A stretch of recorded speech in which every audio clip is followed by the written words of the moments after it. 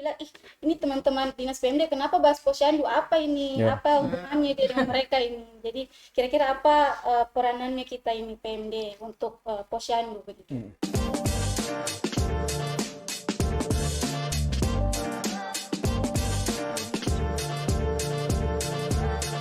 Halo sahabat Orasi Desa, obrolan seputar informasi desa. Kembali lagi kita berjumpa. Dan untuk episode kali ini kita akan obrolkan terkait dengan posyandu, pos pelayanan terpadu. Ya. Ini menarik sekali kalau kita bahas mengenai posyandu, karena posyandu ini sesungguhnya adalah bagian dari lembaga kemasyarakatan desa sesuai dengan peraturan Menteri Dalam Negeri nomor 18 tahun 2018. Jadi posyandu ini dia setara dengan PKK, LPM, kemudian Karang Taruna dan RT RW. Itu. Kemudian kalau kita melihat lagi regulasi yang lain sesuai dengan Permendagri nomor 19 ya 19 tahun 2011 ya kalau saya salah, itu terkait dengan integrasi layanan sosial dasar posyandu. Ini menarik karena selama ini posyandu yang kita ketahui dia hanya melayani 5 kegiatan atau 5 meja, yaitu yang pertama pendaftaran, penimbangan, kemudian pencatatan, pelayanan, dan penyuluhan. Ya. Sementara ada yang dikatakan meja 6 dan 7. Tetapi sebelum kita berbicara lebih jauh lagi, barangkali ingin saya perkenalkan kepada sahabat Orasi Desa bahwa yang hadir di studio kita kali ini, studio podcast Orasi Desa, adalah yang pertama siapa namanya, Dek? Nurul, Pak. Iya, saya lupa ini. Nurul tahu. Cantik sekali ini, Nurul. Sama dengan namanya. Nurul adalah merupakan tenaga fungsional penggerak swadaya masyarakat pada Dinas Pemberdayaan Masyarakat Provinsi Sulawesi Tenggara. Termasuk kemudian yang selanjutnya adalah Bang Ade Darman. Yes, ya. Iya. Dia juga merupakan fungsional penggerak swadaya masyarakat pada Dinas Pemberdayaan Masyarakat dan Desa Provinsi Sulawesi Tenggara. Dan di samping saya yang cantik, Ibu Asia. Ibu Asia ini adalah seorang pelatih posyandu ya. Salah satu pelatih posyandu, fasilitator posyandu. Pokoknya kalau berbicara mengenai posyandu, beliau ini ahlinya. Iya. Terkait dengan posyandu. Posyandu ini sebagaimana kita ketahui bahwa posyandu adalah salah satu bentuk upaya kesehatan bersumber daya masyarakat yang dikelola oleh, untuk, dan bersama masyarakat dalam penyelenggaraan pembangunan kesehatan ya, untuk memberdayakan dan mendekatkan pelayanan kesehatan masyarakat, khususnya dalam penurunan angka kematian ibu dan bayi, ya kan.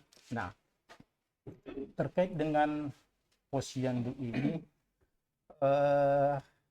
selama ini Nurul pasti pernah kan ke posyandu? Ya. Ya. Posyandu. Saya ingin dulu mengetahui ini pengalaman De Nurul ini ketika berkunjung ke posyandu itu apa yang dijumpai itu di sana. Iya. Jadi sebagai mama ini, Iya. mama pasti relate Pak dengan Iya, posyandu. iya. Ya. Jadi kalau saya ditanya tentang posyandu ya sesuai dengan pengalaman saya selama ini ya, posyandu itu tempat saya membawa anak-anak yang mulai dari newborn sampai balita di bawah 2 tahun untuk mendapatkan pelayanan imunisasi dasar lengkap, Oh iya, imunisasi iya. dasar wajib, imunisasi Hmm. dasar wajib secara gratis setiap Iya. bulannya. Hmm. Dan juga bagi para bumil, ibu-ibu Hmm. hamil yang mau melakukan pemeriksaan dasar juga bisa dilakukan di Posyandu. Nah, kemudian di Posyandu itu kalau tadi disinggung 5 meja, 6 meja, 7 meja, saya sebenarnya tidak pernah hitung mejanya, Pak. Oh begitu ya? Iya, Tidak iya, pernah iya, saya iya. hitung mejanya. Betul, betul. Jadi saat datang kita lakukan registrasi, pendaftaran, kemudian dicatat, diterbang, diukur tinggi badan, beratnya berapa, kemudian menunggu dipanggil namanya untuk mendapatkan pelayanan, apakah akan mendapatkan vaksinasi sesuai jadwalnya atau tidak. Nah, jadi memang tidak ada itu, saya belum familiar sama yang namanya meja 6, meja 7, begitu. Iya, iya. Tidak tahu juga ada meja 5, karena kan memang kita tidak hitung ya. Nah, ternyata seperti yang disinggung tadi di depan bahwa Posyandu ini kan salah satu LKD, lembaga Iya, bagian dari kemasyarakatan LKD, desa. iya. Iya, bagian dari lembaga kemasyarakatan desa. Berarti yang namanya lembaga itu kan berarti dia punya struktur. Biasanya Ya. lembaga kan punya struktur. Nah, sementara yang kita tahu ini, buat kita yang masih awam ini sama Posyandu kan kita hanya taunya ya kader saja. Kader, ya, gitu. ya. Nah, berarti Posyandu ini punya strukturnya. Berarti dia juga punya peranan-peranan tupoksinya masing-masing. Jadi sebenarnya Posyandu itu punya peranan apa dalam pembangunan desa? Iya. Nah, kalau ini bicara lagi peranan apa, ya tentunya Posyandu ini dia punya tugas utama dalam layanan kesehatan masyarakat, khususnya ibu dan bayi atau balita. Itu terkait dengan layanan prima Posyandu. Ya. Tetapi tentunya perlu juga kita ketahui bahwa Posyandu sendiri ini dia tidak hanya melayani terkait dengan ibu dan anak, bahkan mulai catin, kemudian anak remaja, sebelumnya anak anak usia sekolah, remaja, dewasa, bahkan sampai lansia.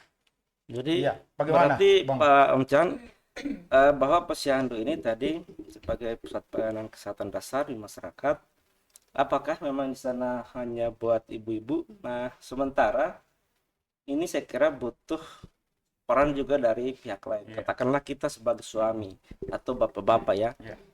Sejauh mana kira-kira peran dari para suami atau bapak-bapak agar memang tujuan daripada Posyandu itu untuk mengantarkan anak atau ibu hamil itu bisa semakin meningkat sesuai dengan harapan dari masyarakat.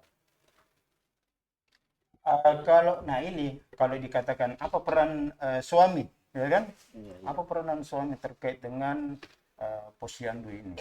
Yang pertama yang jelas, ya kan, Bu, ya, suami ini juga ya paling tidak harus rela untuk menyisihkan waktunya mengantar istri dan anaknya ke Posyandu bila kemudian jarak dari Posyandu dari rumah ke Posyandu agak jauh. Kalaupun agak dekat, paling tidak ya suami ini bisalah berbagi sementara itu, tinggallah dulu di rumah Iya, iya. beberapa saat. Berarti bapak-bapak juga harus aktif ya. Harus Iya, begitu, harus proaktif.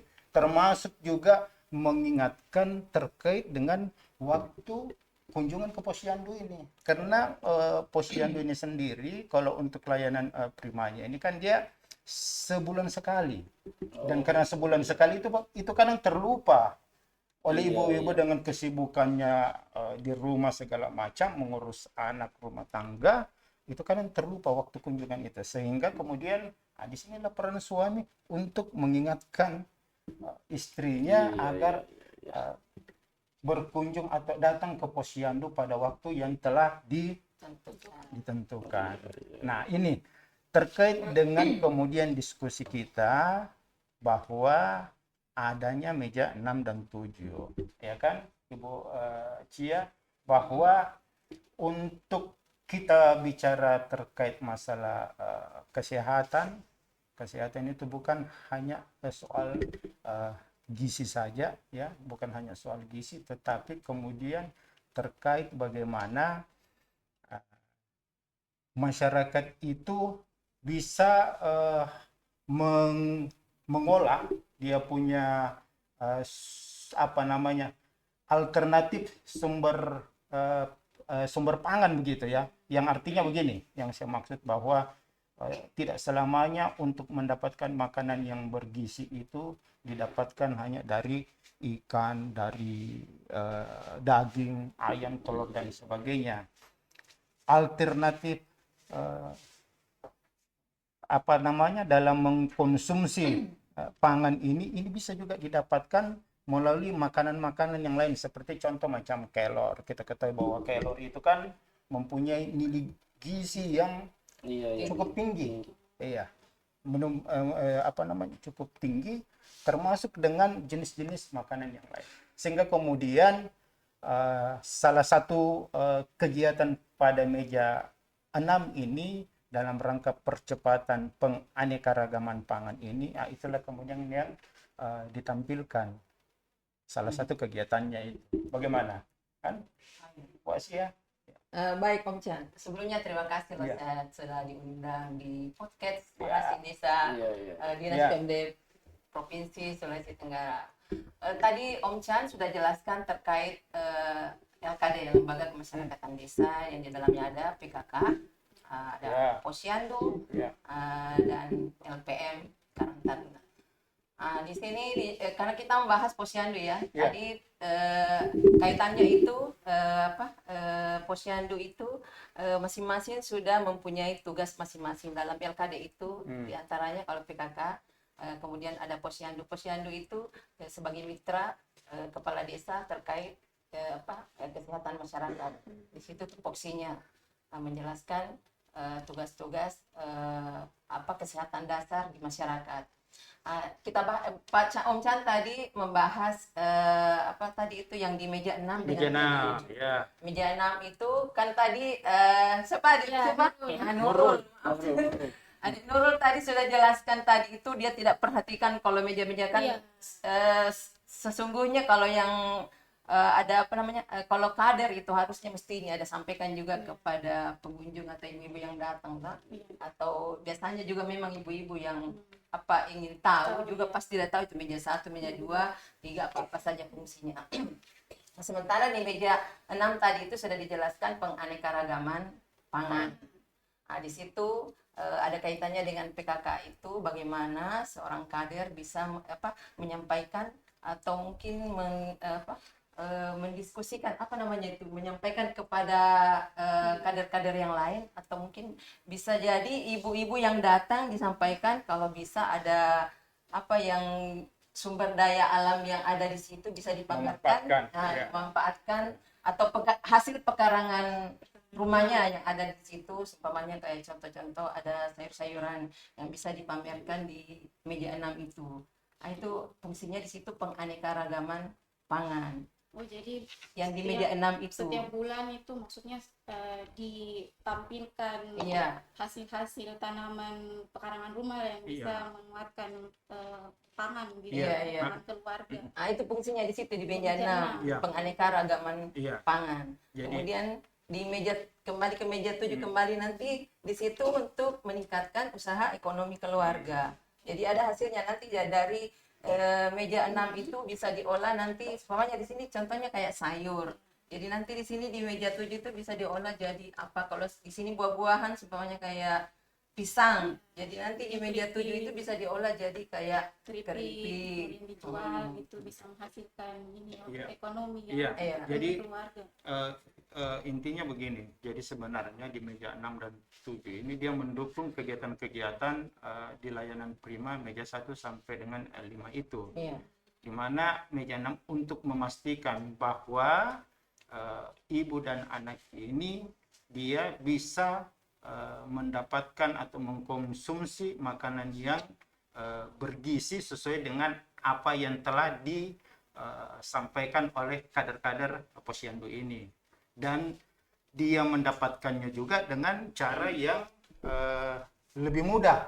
Yang lebih mudah artinya begini, di meja 67 itu juga kan nanti dipromosikan selain makanan-makanan yang pangan yang bergizi itu juga dipromosikan bagaimana dia seperti tadi yang disampaikan Bu Cia, bagaimana mereka kemudian membudidayakan, menanam apa segala macam dengan memanfaatkan halaman pekarangannya. Termasuk juga di meja 6 itu untuk mempromosikan kepada anak-anak. Karena yang agak susah itu anak untuk makan sayuran. Ya. Jadi di situ barangkali biasanya diolah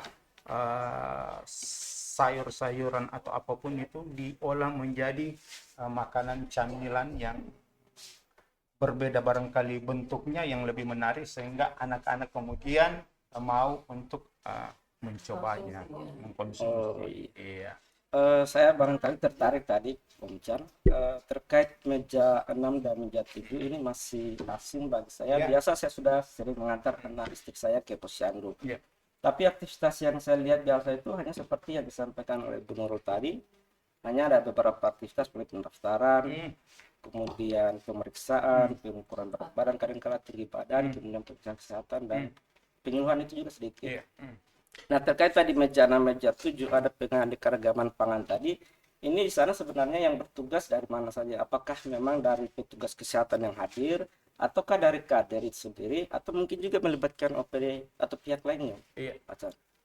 Jadi begini, sebagaimana tadi yang sudah disampaikan oleh Dek Nurul itu, bahwa di posyandu itu sebaiknya, dan itu memang seharusnya ada pengurus selain kader itu sendiri, sebagaimana Permendagri nomor yang terbaru, Peraturan Dalam Negeri nomor 13 tahun 2024, bahwa di dalam posyandu itu ada strukturnya,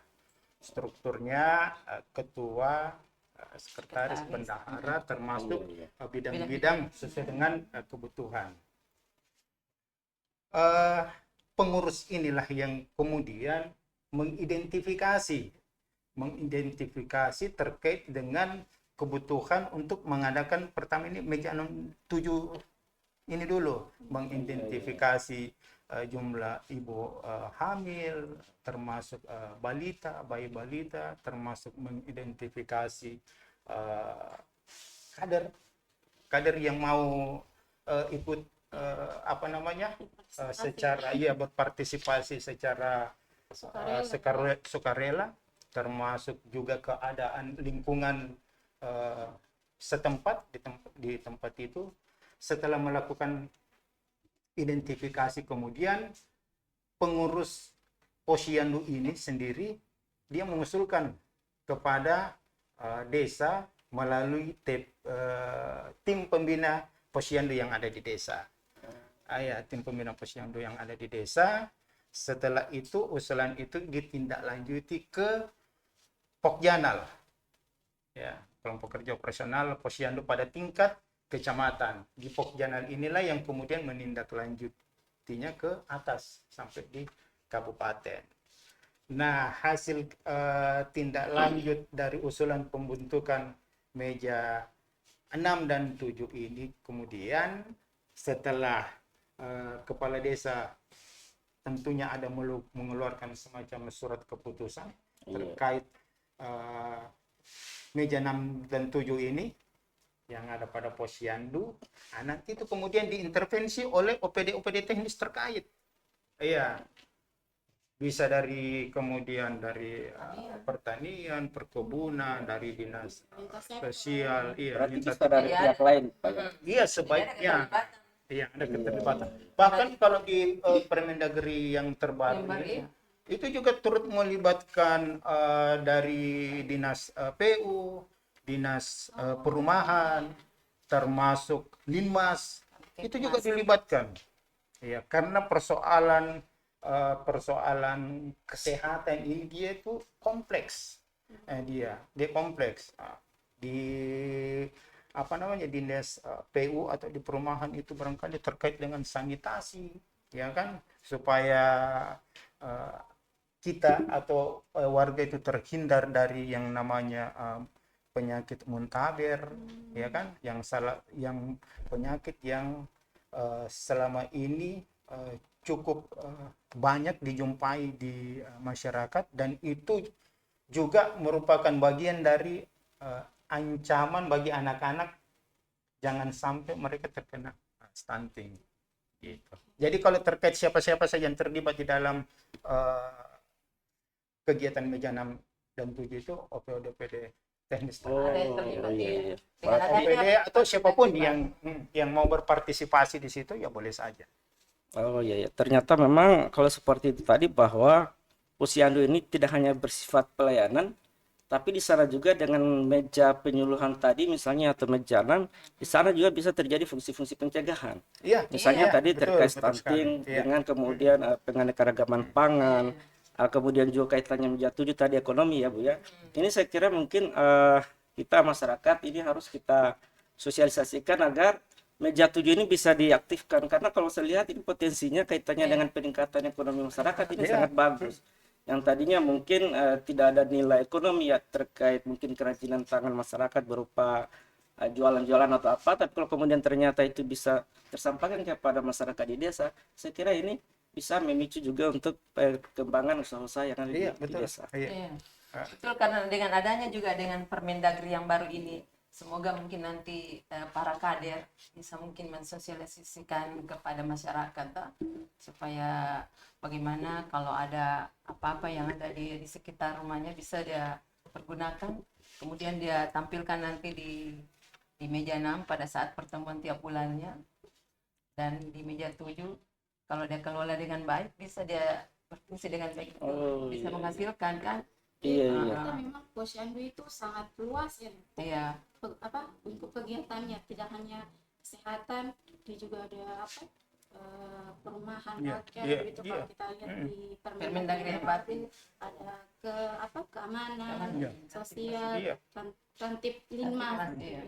Jadi melihat peran posyandu yang sangat krusial ini dalam membantu pembangunan desa, khususnya di bidang-bidang tadi yang sudah disebutkan.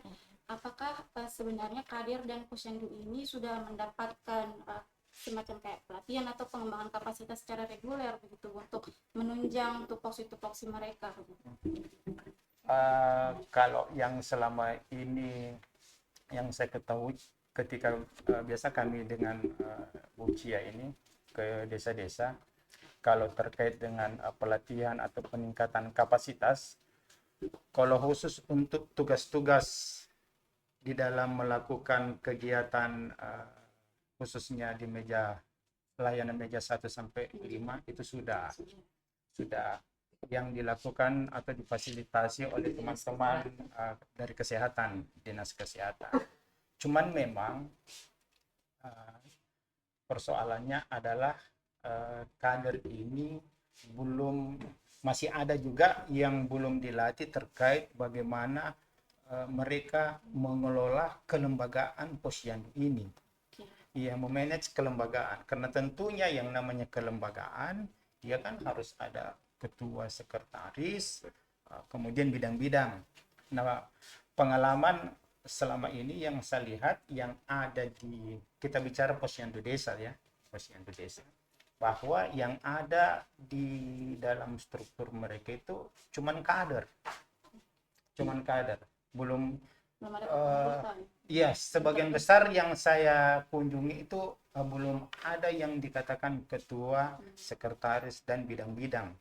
Padahal seharusnya ini ada, karena terkait bagaimana posyandu sendiri ini merencanakan kegiatan-kegiatannya.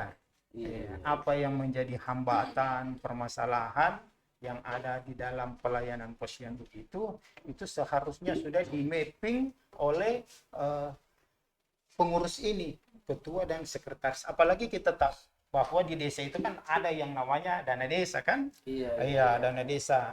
Sebaiknya di situ posyandu barangkali khususnya di kader bersama pengurus bisa kemudian melihat fasilitas-fasilitas yang ada di posyandu itu sendiri. Apakah ada yang masih kurang atau yang perlu dibenahi? Bagaimana kemudian ibu dan anak ini ketika datang berkunjung itu mereka merasa nyaman, ya kan, tidak kepanasan dan sebagainya. Iya, saya masih tertarik tadi terkait meja 6 tadi Pak, terkait penganekaragaman pangan tadi. Di desa, saya kira banyak potensi seperti hasil pertanian misalnya jenis ubi-ubian. Ini sesungguhnya kan bisa dimanfaatkan, tapi karena kekurangan informasi atau pengetahuan dari masyarakat, maka kecenderungan selalu bergantung kepada beras misalnya sebagai sumber protein untuk dikonsumsi bagi anak maupun ibu hamil. Ternyata tadi dalam penganekaragaman pangan itu, ini saya kira bisa di apa namanya disampaikan agar hasil-hasil pertanian di desa itu mungkin bisa dimaksimalkan kalau misalnya diolah, lalu kemudian bisa disampaikan, diyakinkan kepada para ibu-ibu bahwa kandungan dari jenis ubi-ubian ini itu kurang lebih sama dengan dari beras misalnya, sehingga ada ketertarikan untuk mengkonsumsi penganekaragaman pangan tadi. Iya, memang artinya perlu barangkali perlu di edukasi. Iya, perlu di apa namanya? Masyarakat kita perlu di edukasi khususnya terkait dengan nilai-nilai gizi yang ada di Ya, itu setiap yang semaksud. kandungan makan itu. Contoh umpamanya kalau kita memakan nasi dikonversi ke jagung, ya kan, pada kandungan karbo yang ada pada nasi dalam 1 sendok itu, dia kira-kira setara dengan jagung itu berapa banyak. Nah, itu termasuk juga dengan kandungan gizi yang ada pada sayur kelor apa segala macam dan lain-lain, ya. Jadi itu yang perlu kemudian diedukasi kepada masyarakat. Ini bisa berjalan dengan baik ketika kemudian di dalam kelembagaan Posyandu itu sudah ada struktur, dan strukturnya ini benar-benar berjalan dalam melaksanakan tugas dan fungsinya gitu. Oh iya, iya. Jadi berarti terkait meja 6, meja 7 tadi ini belum berjalan maksimal karena antara lain pengaruh apa yang disampaikan Om Chan tadi ya. Iya, Oh, Ya, belum iya. semua melaksanakan Salah. meja 6 dan 7 baru sebagian. Makanya melalui obrolan kita kali ini, ya barangkali sahabat desa sudah mulai bisa memahami kemudian bahwa Posyandu itu bukan hanya melayani meja 1 sampai 5 dari pendaftaran sampai kemudian di penyuluhan, tetapi ada yang namanya meja 6 yaitu percepatan penganekaragaman pangan, dan meja 7 peningkatan ekonomi masyarakat. Dan Bang Aldar, perlu juga dipahami bahwa sebenarnya Posyandu ini dia tidak hanya melayani ibu dan anak. Oh, Jadi dia berarti melayani bapak-bapak juga boleh ya. hampir, jadi dia ini melayani hampir Ini menarik, semacam menarik. siklus hidup, mulai dari calon pengantin. Calon pengantin itu kemudian salah satunya yang diperiksa adalah lingkar lengan atas atau biasa disingkat dengan lila. Iya, itu kalau saya tidak salah lingkar 21 itu belum layak. bisa, iya, Belum iya. direkomendasikan. Begini. Jadi itu mulai dari calon pengantin, kemudian ibu hamil, setelah melahirkan bayi, balita, ya kan, kemudian anak usia sekolah, remaja, dewasa, sampai di lansia. Nah, itu dia layani. Nah, khusus untuk lansia itu sendiri, pelayanannya salah satunya adalah terkait bagaimana kita kemudian mendeteksi secara dini terkait penyakit diabetes, kemudian darah tinggi, termasuk tuberkulosis, TBC. Iya. Itu ini. Jadi makanya Bang Aldar ya. Jadi kalau ke Posyandu dan ternyata dilihat di situ ada layanan tapi barangkali ini layanan lansia, Bang Aldar ini kan masih muda. Sementara memang untuk lansia sendiri itu ada syarat usianya, ya, yang paling paham itu dari teman-teman kader Posyandu, ya.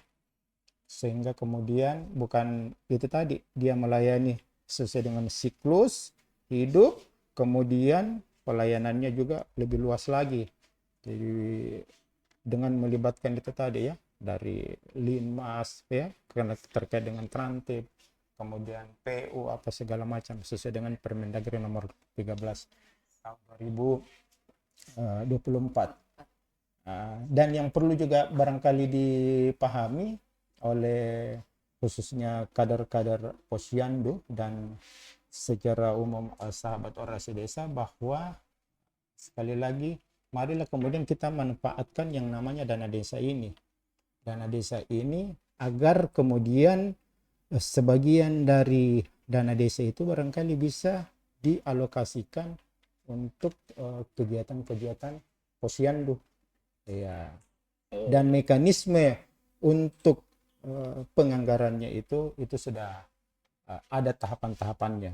Ya, tahapan-tahapannya. Jadi memang posyandu itu kalau kita ya tahunya posyandu itu identik sama ibu dan anak. Ya.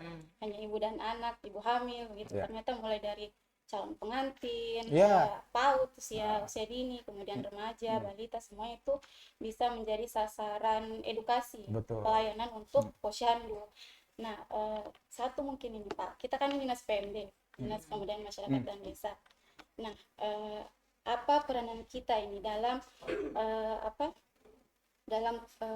kelembagaan, lembaga kemasyarakatan desa, khususnya posyandu ini, karena mungkin dilihat ini teman-teman dinas PMD kenapa bahas posyandu, apa ini, apa hubungannya dia dengan mereka ini. Jadi kira-kira apa peranannya kita ini PMD untuk posyandu begitu.